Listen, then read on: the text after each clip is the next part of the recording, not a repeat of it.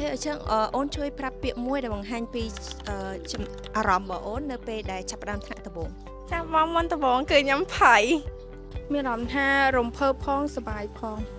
ពេលដំបូងខ្ញុំចាប់ផ្ដើមរៀនខ្ញុំមានអារម្មណ៍ថាភ័យផងហើយក៏សប្បាយផងដែរហើយដំបូងរំភើបបងខ្ញុំមានអារម្មណ៍សប្បាយចិត្តចុះពេលអារម្មណ៍ដែលកំពុងតែសិក្សាវិញម្ដងកំពុងរៀនគឺខ្ញុំមានអារម្មណ៍ថាសប្បាយចិត្តសប្បាយ relax បងសប្បាយបងសប្បាយរីករាយមានអារម្មណ៍សប្បាយចិត្តដែរគឺលក្ខណៈថាបែបសប្បាយ relax ចុះពេលបញ្ចប់ការធ្វើបទបង្ហាញចុងក្រោយហើយមានអារម្មណ៍យ៉ាងម៉េចដែរពេលបញ្ចប់ការធ្វើបទបង្ហាញចុងក្រោយហើយខ្ញុំមានអារម្មណ៍ថារំភើបខ្លាំងណាស់ដែលបានបញ្ចប់ការសិក្សាមានអារម្មណ៍ថារំភើបព្រោះអត់នឹកស្មានថាខ្លួនឯងធ្វើបានមានអារម្មណ៍ថារំភើបដែលបានចេះក្នុងការរៀន Sister Account ហ្នឹងខ្ញុំរំភើបមែនទែនមានអារម្មណ៍ថារំភើបហើយខ្ញុំភ័យតិចខ្ញុំមានអារម្មណ៍ថារំភើបដោយសារខ្ញុំអត់ឲ្យស្បៃថាខ្ញុំអាចធ្វើវាបាន